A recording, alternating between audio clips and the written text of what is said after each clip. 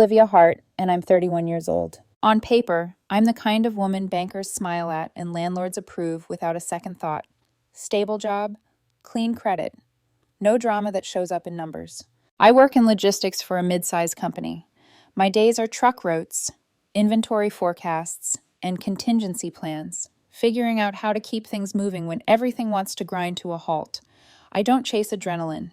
I chase reliability, schedules that run on time, spreadsheets that reconcile. My personal life used to look just as sensible, at least from the outside. I have a modest two-bedroom apartment with neutral walls and furniture that all passed through a coupon code and a budget spreadsheet before I clicked order. The lease is in my name. The utilities are in my name. The chipped mugs in my kitchen cabinet sit beside a color-coded budget binder that knows every bill's due date and exactly how fast my heart rate spikes if my credit score even thinks about dropping below 780. I thought my love life matched that energy. I'd been with my boyfriend, Caleb Rivera, for 3 years. He's 29, charming, creative, a little reckless in that way people on social media like to call free-spirited. Caleb is a freelance digital strategist. His words, not mine. As far as I can tell, it means he has brunch, takes photos of brunch, and occasionally tells small businesses to post more on TikTok. The income is aspirational. Because I have the stable logistics job and the solid paycheck, I slipped into the role of responsible one without even noticing. It started small. I'd grab the check when we went out because my bonus just hit, or I'd cover his half of a weekend getaway because he had a slow month. It felt generous. It felt like I was investing in us. Then his lease ended. Caleb found this perfect loft apartment, exposed brick, giant windows, downtown, dripping with personality and natural light. It's perfect for my brand, Liv, he told me, spinning in the middle of the empty space. Can't you just see the content? The light is insane. The rent was $2,200 a month. He couldn't qualify on his own. No steady W-2, inconsistent income. The landlord hesitated until Caleb turned to me, eyes wide and hopeful. Babe, if you co-sign, it's a done deal. Just for a little while, until my business takes off. Think of it as investing in our future. I told myself I was being supportive, that couples help each other. I signed the papers. And for the past 12 months, I've quietly paid the rent directly, watching $2,200 leave my account like clockwork on the first of every month. It's just until I get a few more clients, he'd say, kissing my forehead. You're the best, Liv. You really believe in me. I did believe in him, or maybe I just didn't want to face the reality that he believed in me as an unlimited line of credit. The wake-up call didn't arrive as a fight or a dramatic discovery. It came as a phone call, a funeral, and a number on a piece of paper. My grandmother passed away 2 months ago. She was the kind of woman who washed aluminum foil and reused it, who thought restaurant meals were an outrageous luxury, who kept cash in envelopes tucked behind canned goods just in case. I loved her fiercely. Losing her hurt in a quiet, deep way that kept catching me off guard. When the estate cleared, I got the final figure from the lawyer, just under $150,000 after taxes and fees. It didn't feel real. It felt like another spreadsheet, except this one had her handwriting behind it. Decades of clipped coupons and skipped vacations turning into a single number. I told Caleb because I wanted comfort, I think. Someone to say, I'm sorry, that must be hard. Let's remember her. He held my hand. He said, I'm so sorry, baby. Your grandma was amazing. He made tea and pulled me onto the couch. For 2 days, he was gentle and present. Then he hit me with the pitch. We were in my kitchen, chopping vegetables for dinner. Music playing low, knife moving in a steady rhythm through an onion, eyes stinging more from grief than from fumes. Babe, he said, in that careful tone people use when they're about to ask for something big, I've been thinking about your inheritance. Yeah? I wiped my eyes with the back of my wrist. Me too. I'm still trying to wrap my head around it. He leaned on the counter, spinning his phone in his hand. You know that $15,000 I still owe on my convertible? He asked. The interest rate is criminal, like 18%. It's insane. That's really high, I said. Maybe you should refinance it. Or, he said, brightening, you could just pay it off. The knife paused mid-slice. Pay it off, I repeated. With the inheritance? Yeah. He smiled like it was obvious. Just wipe it out. Get it off our plates. It's an investment in our future, Liv. It frees up my cash flow, which helps us. I can finally stop worrying about that payment and focus on growing my business. I stared at him. Caleb, that's my grandmother's money, I said slowly. I was thinking about using it as a down payment on a house, or investing it. It is an investment, he insisted. Just a smarter one. A house can wait. This is immediate. Don't be selfish. That money is our future. Paying off my car is investing in our future. He said it like I was hoarding food during a famine. Like not paying off the sports car he bought before he even met me was some kind of moral failing on my part. Selfish. Something in me shifted when he said that word. For 3 years, I'd been telling myself we were a team, that my steady job and good credit were just the practical side of his big dreams, that love meant sharing burdens. But suddenly I saw it all differently. The loft apartment with its perfect content light that I paid for, the expensive convertible he absolutely needed because clients expect a certain image, the meals, the trips, the little emergencies that always somehow landed in my lap. Investment in us. It wasn't a partnership, it was a pipeline, from my account to his lifestyle. I looked at him then, at his carefully curated outfit, the designer sneakers he'd convinced me were an asset for his brand, the car keys on the counter.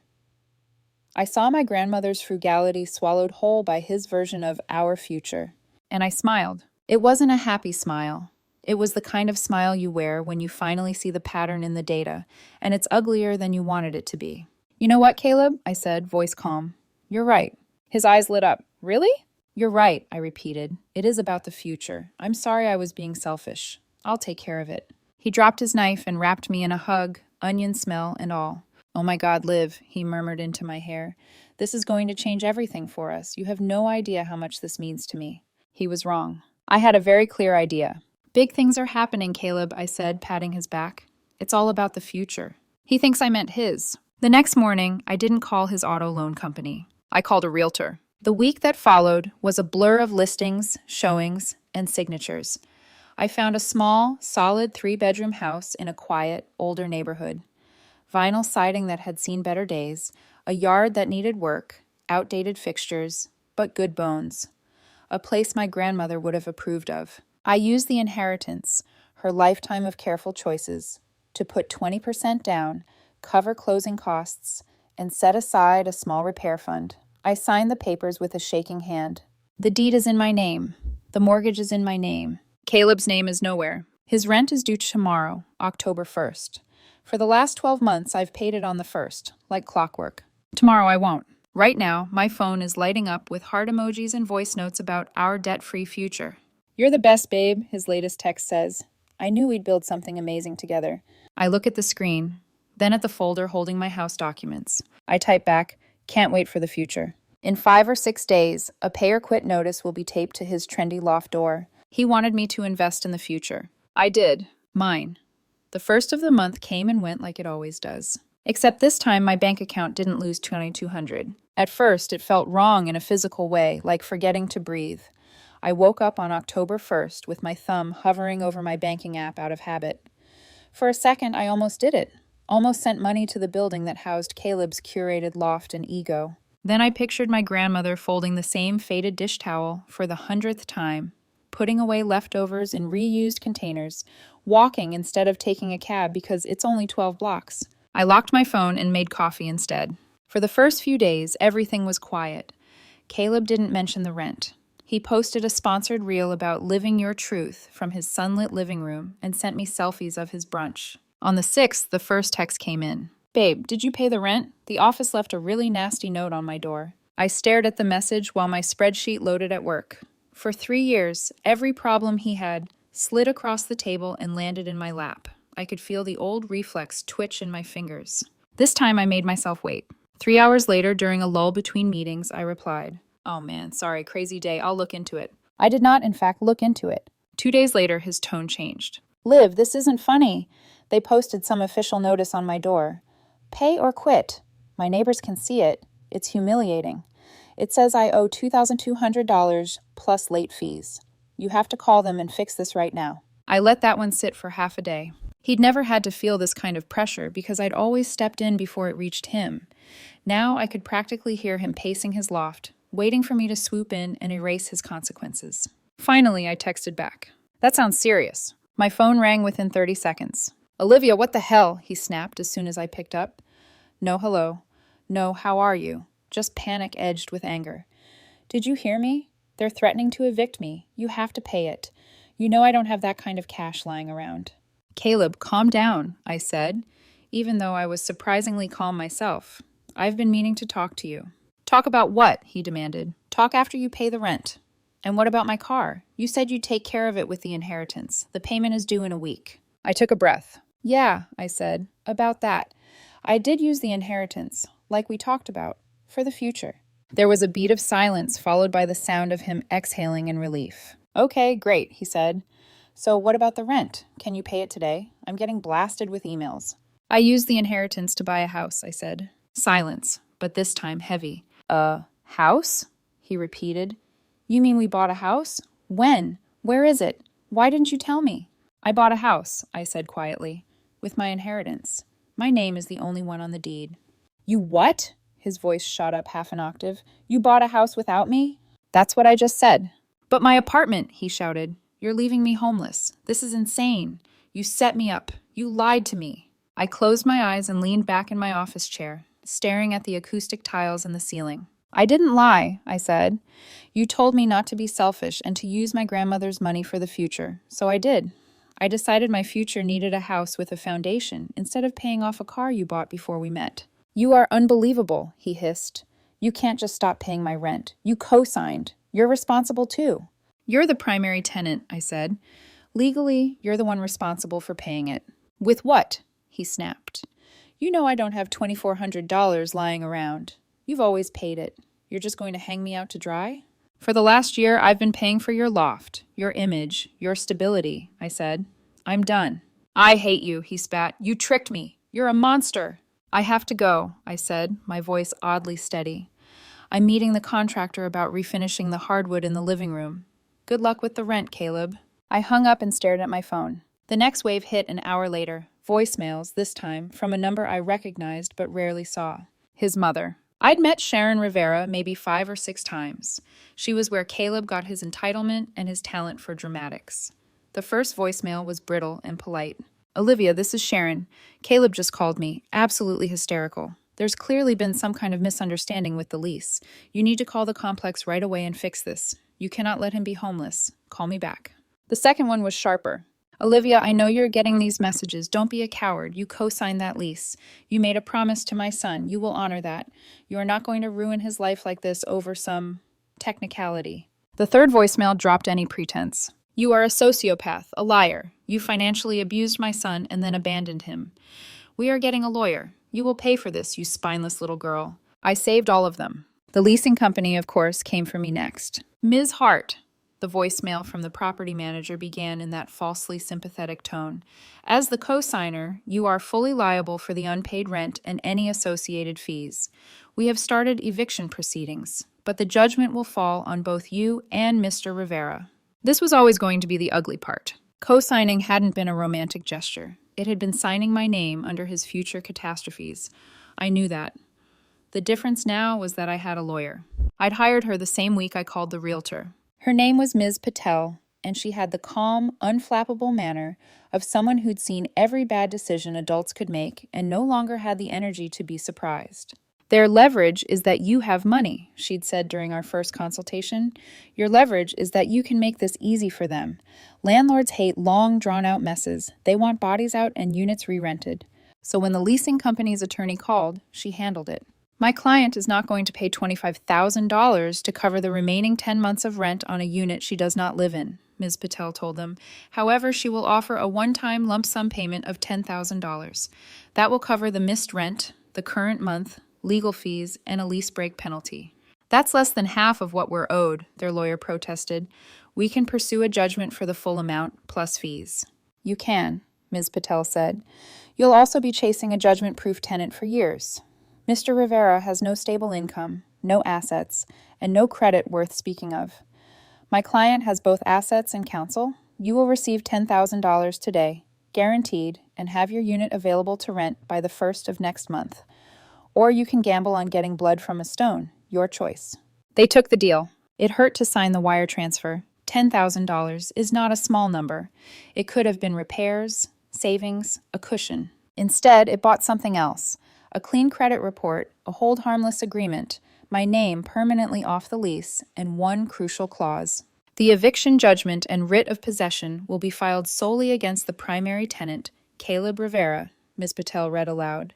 The debt will be reported only in his name. Your record will show the account is satisfied. I initialed every page. Caleb must have been served the final eviction notice because that night my phone exploded. Calls, texts, and then a picture of my new front door. Nice place, the text said. Open up.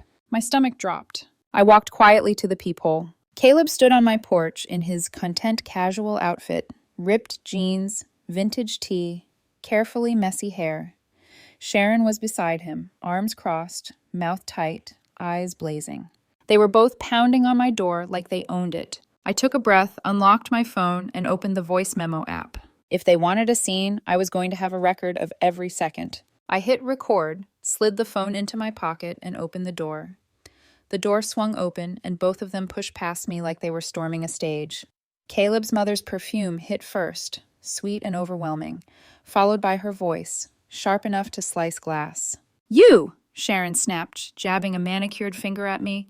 You thief! You snake! This is the house, isn't it? This is what you stole from my son. I stood by the doorway, calm but trembling under the surface. You're trespassing, I said. Get out of my house. Caleb's voice cracked between rage and disbelief. You bought this with the money you promised was for us. That was my inheritance, Caleb, I said quietly. It was never ours. He laughed bitterly, pacing in my entryway like a trapped animal. You said we were a team. You said love means sharing everything. Love doesn't mean financial suicide, I said. Sharon's eyes flashed. You co-signed that lease. That's a legal promise, young lady. You can't just leave him homeless. I didn't leave him homeless, I said evenly. He chose not to pay rent. The landlord chose to evict him. Actions have consequences. Sharon stepped forward until she was inches from my face. You think you can just wash your hands of this? That inheritance money wasn't yours to waste. You were living with my son, benefiting from his creativity, his social following. His social following? I said, eyebrows raised. You mean his Instagram stories about lattes? Caleb slammed his palm on my wall. Don't talk to her like that. Something inside me snapped. For 3 years, Caleb, I said, voice rising, I've paid for everything. Your rent, your car insurance, your groceries. You think hashtags pay bills? They don't. You had a partner who carried you, and you still have the nerve to act like I owe you something? He froze, chest heaving. Sharon broke the silence with a sneer. You'll regret this. We'll tell the police you locked him out. They always believe the woman. That was when I smiled, slowly. Perfect, I said, reaching for my phone. Then they'll believe me too. I dialed 911, right there in front of them. Hi, I said calmly, loud enough for the recording to catch every word. I need officers dispatched to my address. 2 people are refusing to leave my property and are making threats. Sharon's expression faltered for the first time. Caleb's jaw tightened. 10 minutes later, flashing lights washed across my quiet street. 2 officers stepped out of the cruiser, one older, tired-looking, the other younger, cautious. The moment they walked up, Sharon launched into full performance mode, tears springing up like clockwork. Officer, thank God. She locked my son out of his own home. She took his money and threw him out. The younger officer turned to me, hand hovering near his belt. Ma'am, is this your boyfriend? Do you live together? No, officer, I said. This is my ex-boyfriend and his mother. They don't live here. This is my home. I handed him my driver's license and the closing documents from the folder I kept by the door. I closed on it 3 weeks ago. The deed's in my name only. The officer flipped through the papers. His tone shifted. And you said they're refusing to leave? Yes, I said. They forced their way in. He turned to Sharon. Ma'am, is that true? You don't live here? Her voice wobbled, but stayed defiant. She promised him this house. It's half his. Legally, I said, still calm, it's 100% mine. He's being evicted from a separate address for non-payment. I co-signed the lease, paid the penalty to have my name removed, and that's it. The older officer exhaled through his nose. Ma'am, he said to Sharon, this is a civil issue, not criminal. But you are trespassing. You and your son need to leave. Now. You can't treat us like this, Sharon barked, stepping forward. Try me, he said. You can leave on your own, or you can leave in cuffs. The silence was long and bitter. Finally, Sharon grabbed Caleb's arm. We're going, sweetheart, she hissed. They're not worth it. Caleb looked at me one last time, hurt, betrayed, desperate to reclaim the upper hand, but found nothing left to grab onto. "This isn't over," he said softly. "It is for me," I replied. They left, Sharon dragging him toward the shiny convertible parked at the curb, the same one he'd wanted me to pay off. When the car disappeared around the corner, I closed the door, locked the deadbolt, and leaned against the wall. My hands were shaking, not from fear, but from the adrenaline rush of choosing myself and watching the consequences unfold. The house was quiet, the kind of quiet that feels earned. I stood there until the silence settled into something like peace. The next morning, the eviction went through. Caleb hadn't packed a single box. The marshal and eviction crew did what they had to do, hauled his ring lights, studio backdrop, piles of designer clothes, and 80 pairs of sneakers straight to the curb. I didn't go to watch, but I didn't have to. He made sure I knew. A stream of texts came through that afternoon. "You did this. You let them throw away everything I worked for. My grandmother's priceless porcelain doll collection, gone. They smashed them. Those were worth 20 grand. You're going to pay for this, you monster." I stared at the message for a long moment, then laughed. His grandmother was alive and well. She collected commemorative spoons, not dolls. The antique porcelain dolls he was crying over? A limited edition set of horror movie figurines, Annabelle, Chucky, Pennywise, and the Nun. 2 of them were gifts from me. I took screenshots of every message and forwarded them to Ms. Patel. She replied with one word. "Noted." Then, an hour later, "LOL. It was over. At least I thought it was." Until the phone rang a week later. A number I didn't recognize. I almost ignored it, but something told me to pick up. "Hello? Olivia?" a man's voice asked, cautious and weary. "This is Dennis, Caleb's father." I hesitated. "Hi, Dennis. What's going on?" He sighed, the kind of sigh that sounded like it had been building for years. "He's here," Dennis said quietly, "on my couch. His mother dropped him off with all his stuff. My condo's a storage unit now. He's a mess." I closed my eyes. "I'm sorry to hear that." "He keeps saying you stole from him," Dennis went on, "that you tricked him out of his inheritance money. He wants me to give him $5,000 to hire a lawyer. Says you destroyed his grandmother's antiques. I just wanted to hear it from you before I do something stupid." "Dennis," I said gently, "his grandmother collects spoons. The antiques were horror figurines I bought him myself. The money was my inheritance from my grandmother. He wanted me to pay off his convertible. That's the truth." There was silence, then a quiet curse under his breath. "Of course," Dennis muttered. "Of course that's what this is. Thank you for telling me. And I'm sorry. I should have seen this coming. His mother's been enabling him for years." "It's not your fault," I said softly. "But please, don't give him any more money." He chuckled, but it sounded more like a sigh. "Oh, I won't. You've done what I never could, made him face the consequences." Before hanging up, he added, almost tenderly, "Good luck with the house, Olivia. And if you ever feel like being generous again, don't. Don't co-sign for anyone. Ever." I smiled. Lesson learned.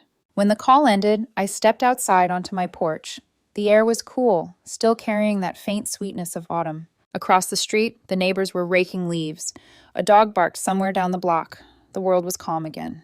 I was $10,000 poorer, but lighter than I'd felt in years. Inside, the walls of my new home smelled faintly of fresh paint and clean beginnings. I thought of my grandmother, how careful she'd been, how she'd never wasted what she earned. Her money didn't just buy me a house, it bought me a clean break. Caleb had said, "That inheritance is our future." He wasn't wrong. It was the direct cause of the life I'm living now. Only the future didn't belong to us. It belonged to me. The final light of dusk settled over my porch, soft and amber, pooling against the white trim of the house I now called my own. It had been 3 months since the day Caleb and his mother showed up at my door. 3 months since the eviction, the screaming, the threats. 3 months since I stopped apologizing for choosing myself. At first, it felt strange, waking up in a place that was entirely mine. Every wall, every creak in the floorboards, every morning coffee brewed without the weight of someone else's expectations pressing down on me. No more texts asking for a little help until the next client pays. No more pretending brunch content was a business plan. No more guilt for saying no. The first night I slept here, I dreamed of my grandmother. She was sitting at her old kitchen table, sorting coupons with that quiet, unhurried patience that used to drive me crazy when I was a kid. In the dream, she didn't speak. She just smiled, slid a small folded note across the table and said, "Now it's yours to keep." When I woke up, there was no note, of course, but the feeling stayed. That inheritance wasn't just money, it was her last lesson. A reminder that love doesn't mean carrying someone else's irresponsibility until you drown. That stability isn't selfish. I checked the mail that morning and found an envelope from Ms. Patel. Inside was the final confirmation letter from the leasing company. Account settled. No further liability. Record cleared. I held it for a moment before tucking it into a folder labeled Freedom. Later that week, I drove past Caleb's old building on my way to the grocery store. The trendy lofts with their exposed brick and high ceilings looked the same, except for one thing. The unit that used to glow with ring lights and the smell of overpriced candles was dark and empty. I didn't stop. A few days after that, I got a DM from a mutual acquaintance, one of those influencer friends who'd once called us relationship goals. She'd sent a screenshot. Caleb's latest post. Sometimes you have to lose everything to find yourself, starting over from scratch. New chapter loading. Big things coming. Underneath the hashtags, #rise from the ashes. Hustle mindset, grind never stops. And in the background of the video, his dad's beige living room. For the first time in a long time, I didn't feel angry. I didn't even roll my eyes. I just felt done. People like Caleb always found a way to reframe failure as rebirth. But I'd learned the truth. Sometimes the most powerful comeback isn't loud or dramatic. It's quiet. It's peace. That night, I sat on my porch steps with a glass of wine, watching the neighborhood settle into its evening rhythm. A family across the street was laughing over takeout. Someone's sprinkler clicked on. The air smelled faintly of rain and cut grass. I thought about the last 3 years, about how easily I'd mistaken contribution for connection, how often I'd believed that giving more would eventually make someone love me better. I used to measure my worth in how much I could carry for someone else. Now I measured it in how much I could finally let go. My phone buzzed once more that night. A new text from an unknown number. I hope you're happy. You ruined me. I stared at it for a moment, then deleted it without replying. Then I opened a new spreadsheet. Not for budgets this time, but for dreams.